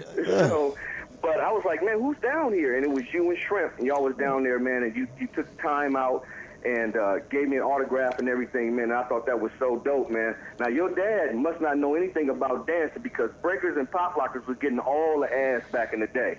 Yeah. Jack. Just go to the Radiotron. To be honest, that's still not a proof of your heterosexuality either. Just because you get all the tail you want from a woman doesn't mean that you're in fact a heterosexual. Facts. The reality is that we're living in a world where there's many choices out there sexually, and how you look at it, how you view it's it. your choice is one thing, but here's the thing. I'm talking about from the 80s. Yeah, from the 80s. But the 80s, 90s, the 70s, the 60s, they're all the same number to me. At the end of the day, we as people, we change our attitudes towards things, but that doesn't mean that it changed the reality of the scenario. Hey, D. Or the duality. D, Yes, first of all, how's your family? Everybody's good, man. Everybody's good. I'm about to take my son to therapy again. Remember I told you guys every Friday when I'm listening to you guys, I have to take him to therapy and stuff. But everybody's good, man. Now, wait a minute, I got a question. So, D. Cos, when you went to Zodi's, did you get the Superman top with the Batman bottom? They didn't have it, man, because you had already went and bought it. So I couldn't get it. You and the family, slide-in footies. You and the family got plans for the holiday? No, just gonna relax, man. I'm throw some meat on the grill and just relax, man, and kick it. How about yourself? What you got? What you planning on doing? I'm thinking about just getting some ribs and chilling, and just watching the the marathon. It's a Criminal Minds marathon on Ion okay. TV, so I might just chill. I like Blue Bloods and I like SVU. Yeah, Those are my shows that SVU is good too. Yeah. You know what's funny is when you watch SVU and you watch an early one, how young the girl looked. Mariska? You know what? Yeah. Which changes all the Hulu hairstyles. My Hulu just did that, and I'm like, damn, is this season 1? Because she was looking real good. Yeah, It was man. before Ice-T, Yeah. You know. Hey, listen, well, much love and respect to you and your son, and you guys have a good therapy session, okay? Be good, man. All right, man. You guys take care. Thanks for the right. call, player. Yeah. So his son has Asperger's. Asperger's, so he takes him to therapy every Okay. Friday. Okay. So he's a strong brother, and he's one of our actually intelligent callers. Really? The other ones are just ignorant. We ain't heard from Willy Wonka in a Because minute, this huh? conversation is too high level for him. In that case, I'm sure he called. Sweet last Willie, week. give us a call in, man. No, he just Check in on your boy, see how you doing, man. Sweet Willy Wonka. He's just. Oh Lord have Man, mercy. that's your homie. You know you like that guy. He all right. So listen, if you have some questions, okay. There you go, Sweet Willie. Not him. That's Call it. Sweet Willie. Call it. Turn that phone down. Gentlemen, Avon from Houston. Hey, What up, man? what's up, man? What's up, Playboy? Hey, what's going on, gentlemen? Enjoying the show thus far. Before I get started, I want to first tell Jeff, hey, good job last week, man. Great show. Hang up There on you him. go. Really enjoyed it. Hang up on him now. No, it was a great show, Lou. It was refreshing, man. There was a lot of real conversations being had, and that's again no diss to you, but I just really enjoyed the show.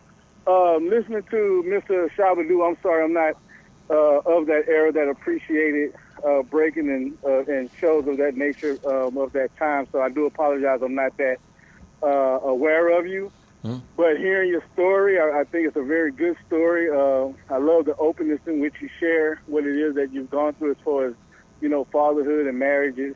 But more importantly, the thing that I really appreciate is, the accountability that I hear and the recognition of your part in all things that occurred in your life, which generally most people always put the blame on others. So I appreciate that open and honest dialogue. And again, that's one of the reasons I love this show. There you go. Appreciate you, man. Thank you, man. And you need to reevaluate. He wasn't talking to you. He talking to Shabba. Yeah. Okay. I I'm sorry. appreciate. Go ahead. I really appreciate that. Again, I want to thank. I would like to just thank this show and Poetis and everyone for always having me on and allowing me to express myself as openly as I possibly can. So this says a lot about you guys who are watching or listening. The atmosphere here is comfortable. And when you have an atmosphere that's comfortable, you're allowed to be yourself and you feel free. So it's not like these guys are really funny. You should see them. But. Well, minus one. Hey, let me interject real quick. I have to put this out there. I've been watching old Best of Reach Around Radio, and I got to say, you guys know, admittedly, I said TDP is one of my favorites. And I just going back over some of his zingers, but TDP, brother. My son a faggot. He don't know what to do. Hey, bro, classic. Lou, you ask me what makes me laugh? There you go. He don't know what to do with that. Y'all brothers have a good one, man. All right, be man. good. Thanks a lot, A-Train, man. Houston's own. Hey, fine. Yeah, very insightful young man. A-Train. I'm all about the comedy. Yeah, I see There you that. go. Yeah, he's an insightful. He's going to do. He's doing a lot of great things. So, 323-293 For what? 3375 is the number. Call and talk to our special guest. We have about 34 minutes left. 36 minutes. I don't know. 32 minutes. I don't know. It's hard to read the clock. I don't know. Whatever. Wow. Now, Shabba, That's do you fine. have a new project out? Yes, I do. And I just want to preface that I have a new project out right now. And I'll state this. Necessity is, in fact, the mother of invention. I've said it before, and all of that, but it really came to fruition this go around.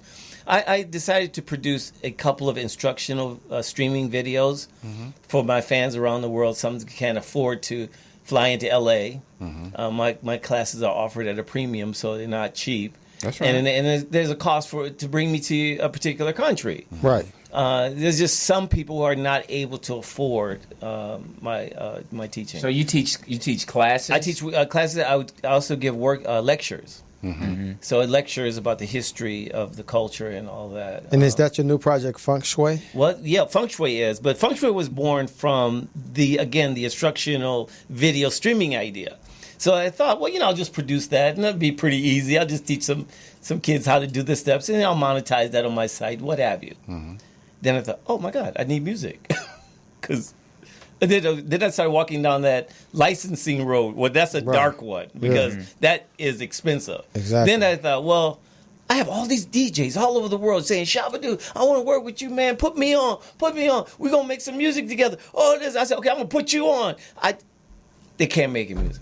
DJs are great at chopping up other people's music. I don't want to make a blanket statement that all DJs are incapable of producing, but for the most part, they cannot. Mm-hmm. They're good at enhancing someone else's work, though. Mixing and things. So, after several attempts, it didn't really work.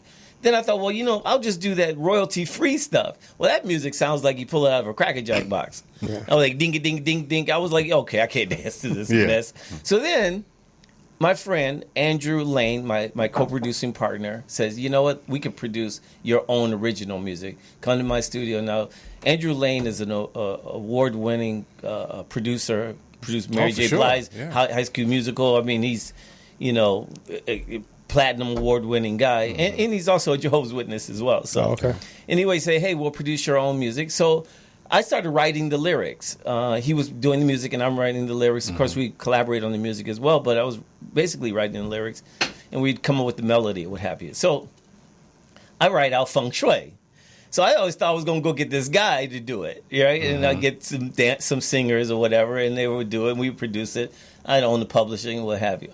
So he was like, we're going to need you to do the vocal in the next couple of days. And I was like, well, yeah, but we need to get the guy. We haven't found the guy to do it. He said, no, you're going to do it. I said, excuse me? He was like, doing it all. He said, you're going to do it. That was like, oh, boy, I'm going to do it. He's like, yeah.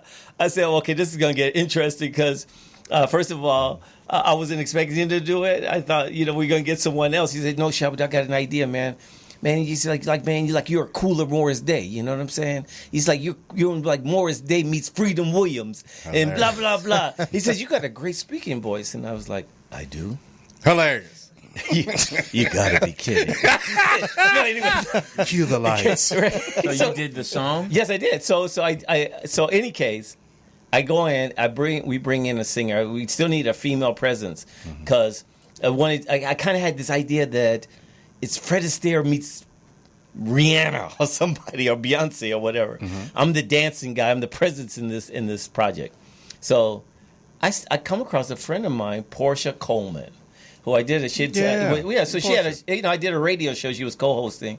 And so I go on her IG page and it said she's a singer. So I said, "Are you a singer?" And through a few exchanges, I thought she said to me, "I'm awesome." And I said, "Oh, you're that awesome? Okay, can you? Would you mind singing on the record?" She said, "Yeah, I'll do it." So anyway, we go there. We have some chemistry, and we produce a song called Feng Shui. And Feng Shui I introduced in Taiwan. I was just there making a personal appearance, and they went crazy. And then we realized people started calling me saying, you got a hit record there if you want. That's a hit record. I was like, really? They go, yeah, it is. I was like, okay, so I'm going to shoot a music video next month for it. I'll still shoot the instructional videos, but now this new opportunity has presented itself, and I plan on making good on it. Now, do we have that song? Okay, let's hear it. Yeah. I'm surprised you couldn't get Claudia Jordan. Go ahead. We'll be back after this song break. In a Man's World. Yeah.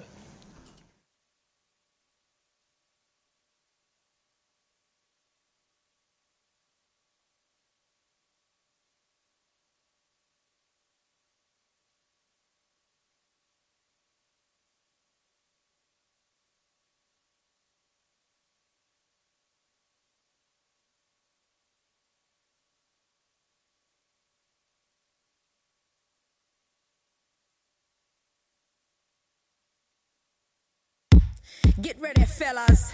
We're coming up tonight and looking real fine. We got everything ready and popping. Let's go. You want a feng shui?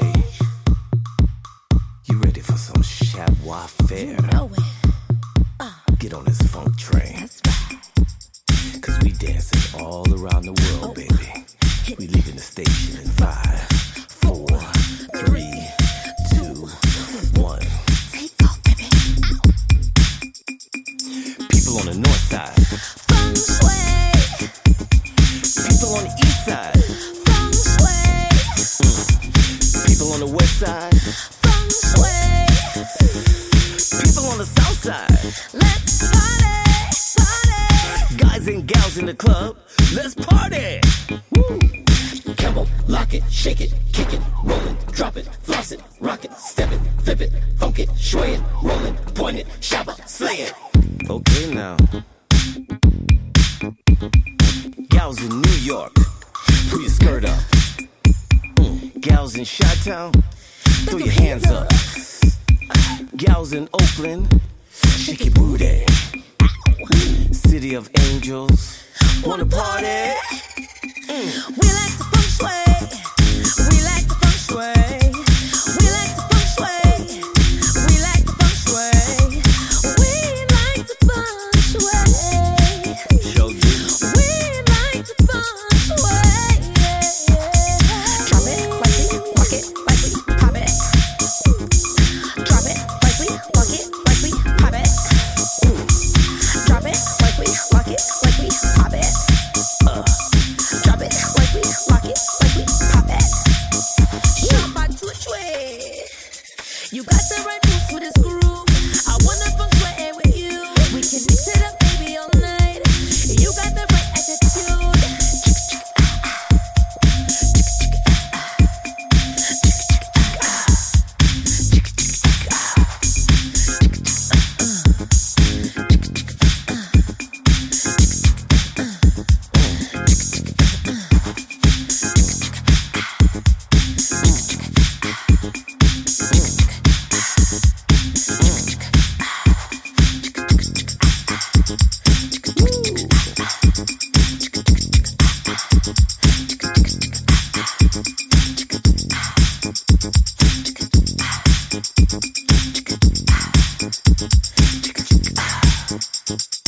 This is the feng shui. This is the feng shui. This is the feng shui. This is the feng shui. Flip it, baby. This is the feng shui. Oh, okay. Yeah, I took the SH from Shabba-Doo and Way, put it together, and it's funk. Feng shui. Feng shui. It's horrible. No,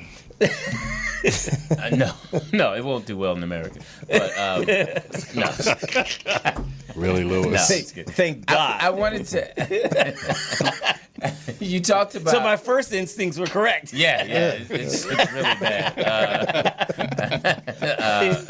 It's really. I mean, I like it. I was sitting there listening to him like, oh Lord, it's like the same beat, funk J, yeah, funky. But you were talking about not being in other countries and people fly you in to speak to them. That's correct. So is there a lot of money? I mean, what? Like, okay, this is a question. Okay. What do you do? You make your living doing what? Your seminars, your Lectures, high-end workshops. Are you still dancing? Yes, I do. I dance all the time. now your clientele. Who caters to you most? I mean, is it My demographic Yes, that's what I meant, is about 15 to early 20s. Mm-hmm. Oh, okay. So you're introduced to a new generation. Yes, I am. Oh, okay. Now, I countries? continue all over the world. I mean, in my last one, I was in Russia. I'll be back in Russia, Taiwan, Korea, Japan, China, mainland China, Hong Kong, Germany, France, London, Slovakia. now how does Wait. I mean, I can Shabba-Doo, go I on got a and better on. question for Yeah. you. Coming from Chicago, Yeah.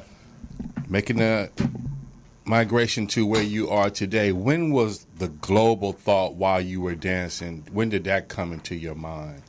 That people were hearing about me around the world when you hadn't been there yet. Okay, well, That question wasn't better than what? No. Well, actually, I'm very aware of not only the beginning, but what happened along the way. Yeah. When my film was released in 1984, it jump-started an entire culture. Right.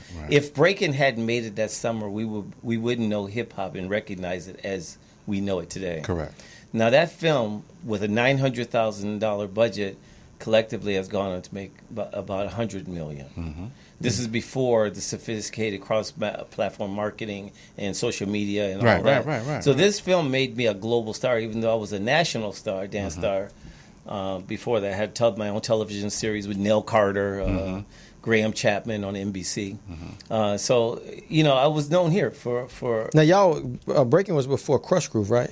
Yes, it was. Okay.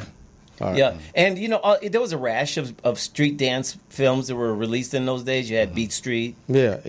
You had Crush Groove. You had Right. a number of those. And Fast Forward, I think, was one of it. But Breaking is certainly the box office champion of the Brute. But I'm just saying, before that part where you were just dancing and getting your moves together, and that migration to that situation, knowing you would be global before you went global to see the rest of the world. We weren't. I was again when when the group, the Lockers, were disbanded. And it was a pretty turbulent breaking between us. It was time to move on and pursue a solo career. When I pursued a solo career, and that's why, if anybody's listening out there, you pursue your life and what your heart is telling you to do and what you're driven to do. And I tell you, in the beginning, it didn't look good, and people were like, even my mom was like, cut that stupid stuff out. You look like a fool dancing around like that doing the funky chicken. You looking crazy. But again, I kept saying, I'm going to be a star, Mama, and she was like, yeah, well, we'll see. Well, that changed. I hung in there, but I've always wanted to recreate myself. I was never standing still. I'm never satisfied with where I'm at, and I'm always seeking to educate myself. Right. So I do all kinds of things, whether it's as an actor. I'll go out as an actor. I'll even do stand-up comedy. It doesn't matter, whatever it is. In the moment, I will do it. Right. If I'm motivated. So that kind of opened the door for all kinds of things, and that led to this global appeal. Now, over the years, my career, my stature has risen to this almost mythological state. I'm part of urban mythology. Shabba-Doo is, like he's the guy who actually made it. And if I did a television a special called for Shaquille O'Neal, and I knew it was Shaquille. Shaquille says he sent one of his workers or whatever to come and get me. And I get there, and he says, in his dressing room, what have you. And I was like, he was like, hey, I'm a big fan of yours. I was like, you're Shaq. Right. I'm a fan of yours. He was like, no, he said, you don't get it. As a young black kid, before I had a basketball career or whatever, I saw you in the movie, and it changed my whole life about how I saw myself. And I was like, really? He's like, you just got to do me the biggest favor. I said, what? He goes, you got to come over and watch Breaking with me. And I was like, watch Breaking with you? He goes, yeah, I want to watch Breaking with you sitting next to me. The guy in the movie sitting next to me. Right. So I'm this sort of figure that has respectfully. Yeah, and believe it or not, even though my personal life on some levels was reckless, my image is squeaky clean. Yeah. I mean, you your do brand, Breaking, my brand is clean. And so people see me as a positive role model. Now I took me some time to live up to that right. But we can correlate that with you. What? Your brand is squeaky clean. It's your life, though, when that book come out. Gonna shock the world. What were some of your most fun and happy moments? My most fun moment for me was as a member of the Lockers, and we had a long-standing contract with Disney. And in our contract at Disney, we were the opening act for every major act that would perform at Tomorrowland stage, including the Whisperers, Tavares, whatever. I loved that for some reason. It was like, God, we were performing at Disneyland. Did they pay y'all good, though? Yeah, they did. They did. Wow. Disney's not known for that was one that made me particularly proud. Okay. Good for you. A sad moment was, and this is part of history as well, but one day we were called to do a show at the Hollywood Palladium. The Hollywood Bowl. Mm-hmm. And then part of this Hollywood Bowl was called the Civil Rights Movement or something like that. Mm-hmm. And Bette Midler was on the show, and then she was being managed by Aaron Russo. Mm-hmm. I think she had just did The Rose and like that. But also on the bill was Richard Pryor. Mm. So we used to see Richard all the time when we were coming up on Soul Train. He used to perform down here at Maverick Flats. Right. And we were like, Richard's going to do a stand-up again. Anyway, so we weren't like, enamored with him, but we knew him, So, and he wasn't the big star that he later became. Right. So, matter of fact, we saw him as a kind of stopping us from doing our dance thing. So anyway, in the show, he noticed that we were being harassed by white firemen and other officials. Mm-hmm. And then he also noticed that when we performed, it was mainly in front of a gay audience, that they weren't really applauding for us, but they would applaud for the ballet. And he was like, what kind of effing thing is this? This is that kind of blah, blah, blah, blah, blah thing is this. You brothers go out there jumping over chairs, shooting fire out of your mouth, doing all this stuff. He says, he said, that's disrespectful. And then they're going to harass you backstage. So he gets out on stage and he tells them exactly what I'm telling you. And they started throwing full soda cans at him and booing him. Yeah, that's when he had his meltdown. Yeah, and so right after that, he runs past.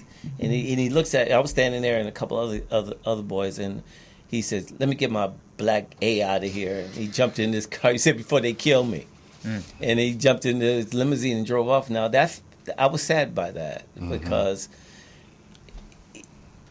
it was a mixed feeling because I knew that he was taking up for us, but I loved Richard. Richard Pryor was, something big in the black community and my whole black consciousness that I hated to see him being run off like some slave, being he voiced his opinion. That's what he was doing, and it was called the civil rights or some sort of thing. Yeah. So give him the right to say what he wanted to say, but throwing cans at him.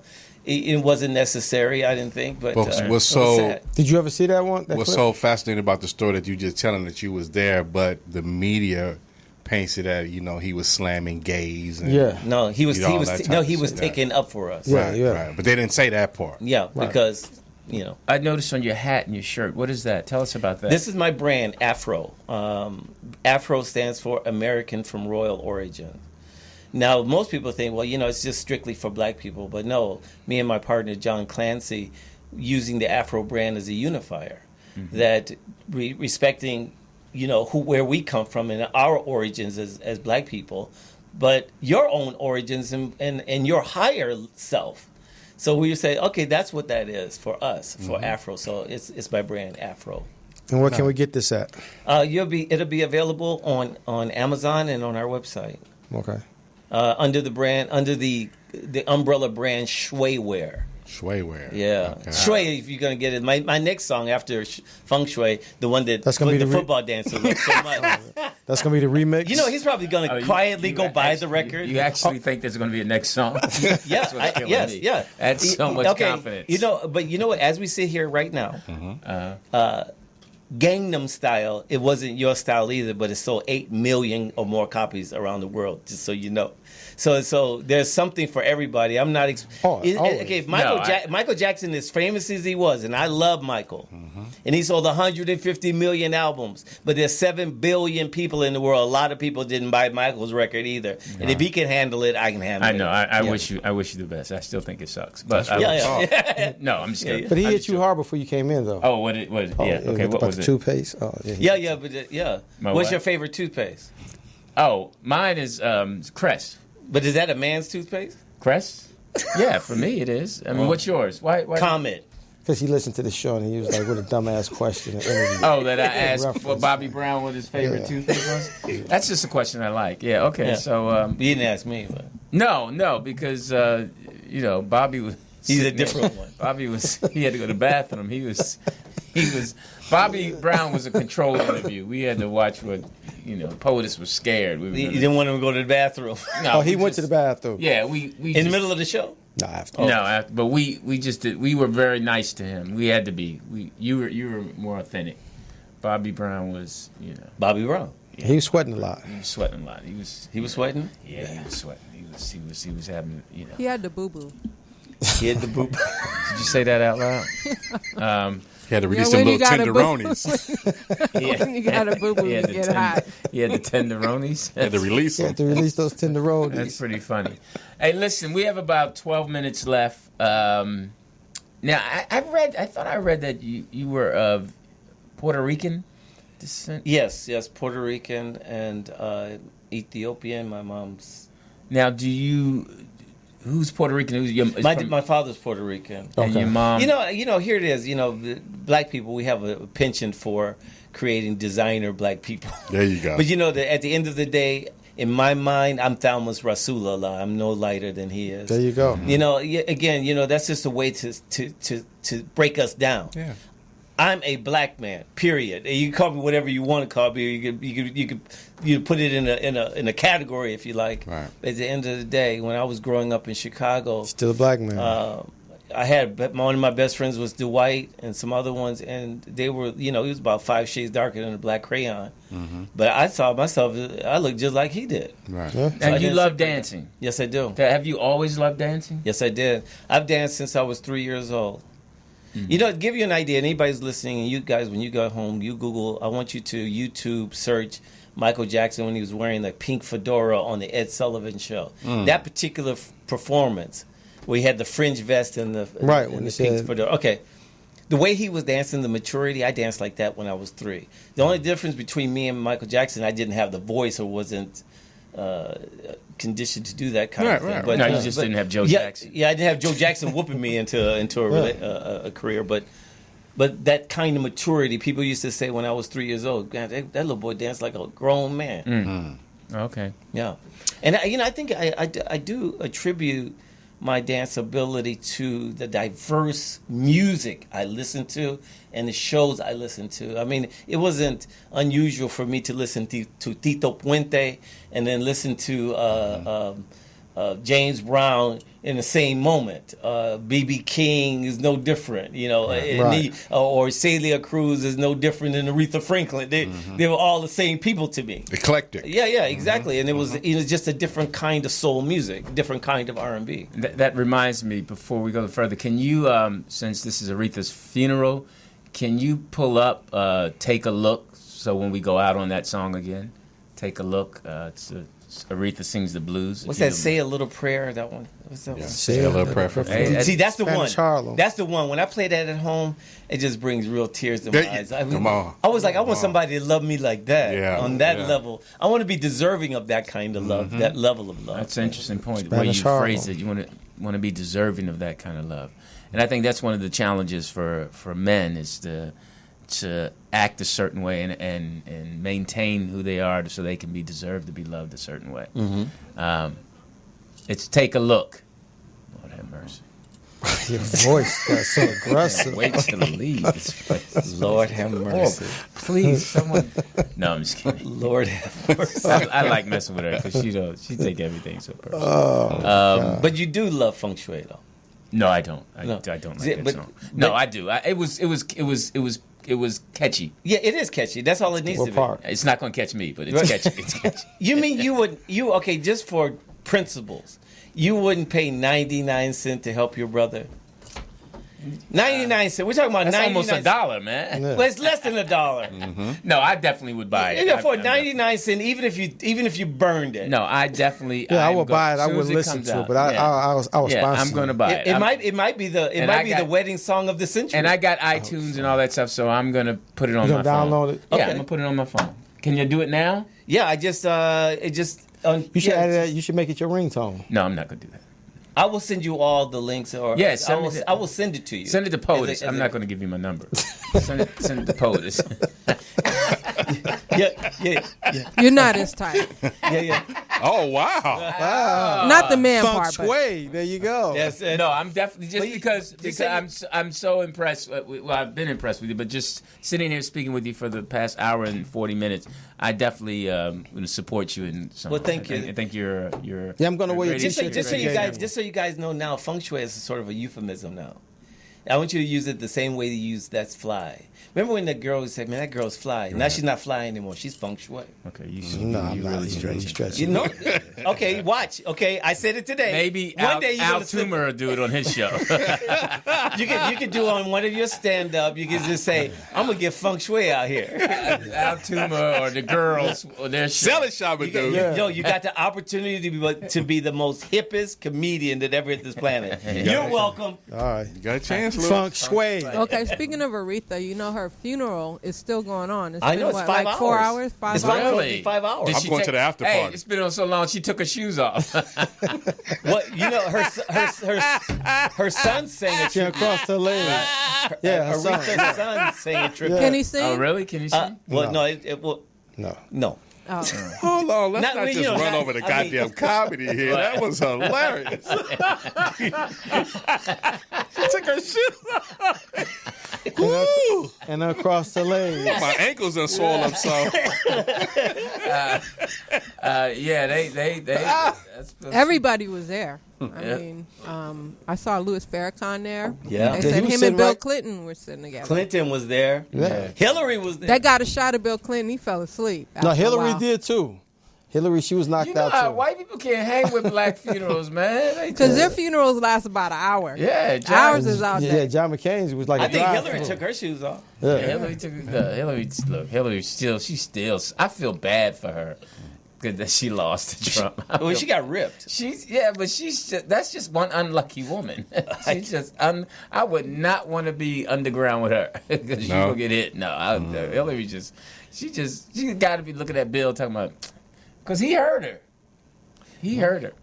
My opinion, although I didn't have a dog in the race because I don't vote, but I think that she got cheated on some levels. You think so? Now Yeah. I don't want. It's people's personal thing, but why don't you vote? I don't vote because I don't, as a soon-to-be Jehovah's Witness, we just don't vote. Oh, Jehovah's Witnesses don't vote? No, they do not. We do not. I don't because I don't have my faith in the system of things. I don't have my faith in government.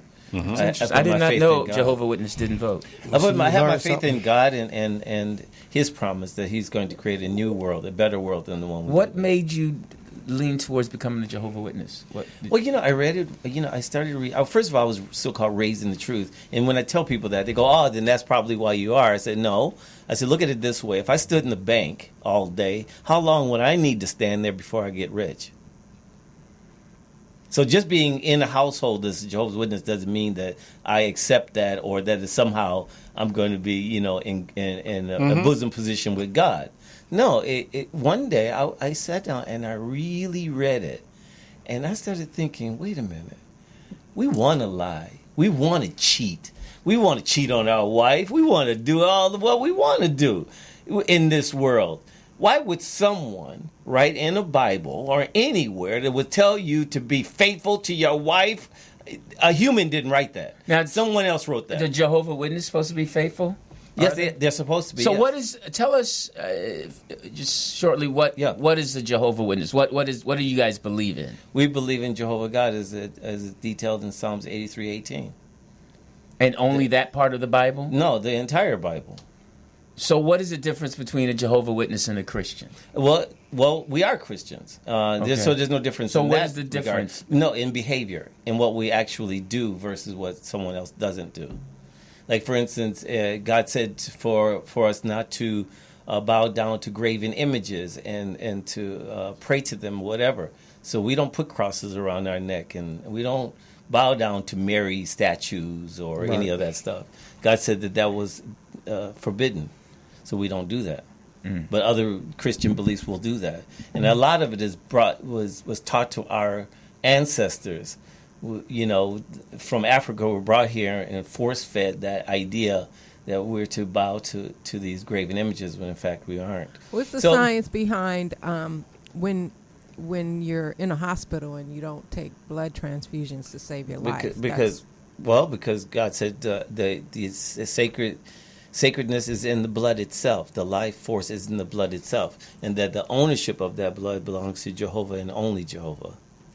So if you guys are in the hospital and you won't take a blood transfusion? No, but we do take other sorts of transfusions that are not blood-based. And because of Jehovah's Witnesses' stance in that area, have now moved medical development in positive ways about transfusions in the world. So it was also Jehovah's Witnesses that took the United States to court about what is that called? The Pledge of Allegiance. Mm-hmm. Yeah. We don't pledge our allegiance to a flag. We pledge our allegiance to Jehovah, not to a flag. So to us, it's quite natural that they're taking a knee. Because it was like, we don't believe in that anyway. Wow. Who is the most famous Jehovah's Witness? Would it have been Michael? Could have been Prince. I think the most famous Jehovah's Witness of all time is Jesus himself. That's why he says, I'm Jehovah. Is that right? No, he is Jesus. He is the Son of God. He is not God himself. Okay. Well, that's... So one day, I'll probably knock on your door. And you'll be hearing me playing feng shui. and then I'll say, he's going to be saved. Yeah. No, you hear me playing feng shui. Get away, feng shui, get away. I'll be blasting it. Get away. Shall not kill, and God killed over 200 million people. On a serious note, I find it very interesting in the world because I've encountered a lot of people with respect to Prince. They will hail him a genius. He's a genius. I mean, the blah, blah, blah. I said, did he get dumb when he recognized Jehovah? Then suddenly he got dumb then, huh? No, and when he left here, he said very clearly that he didn't want any of these celebrations, but they forced it on him. They did it anyway. Yeah. He didn't say he wanted to turn the city purple or any of that stuff. He said he wanted to quietly go. He didn't even want. He got cremated for crying out loud. Because it's not. This world is nothing. This world is going away. That's what we believe. Yeah, that's what I believe. Oh, on that note, listen, we want to thank you for coming. Thank you, guys. Our special guest. Thank you so much for coming all day long. Thank you. I'm Louis Dix. TDP. Jeff Arnold. And in honor of the Queen of Soul, and we thank you all. Have a safe holiday now. We have to thank our sponsor, Brooklyn Deli. Brooklyn Deli. Thank you so much today. Yes, appreciate it. Yes. And make sure you stop by off of Crenshaw and go see the store. It's 4308 Crenshaw Boulevard, Brooklyn Deli Mini Market. All right. Aretha, we love you, and thank you for everything. Rest in power, Queen of Soul. I love Aretha Franklin. See you guys next week. Take a look.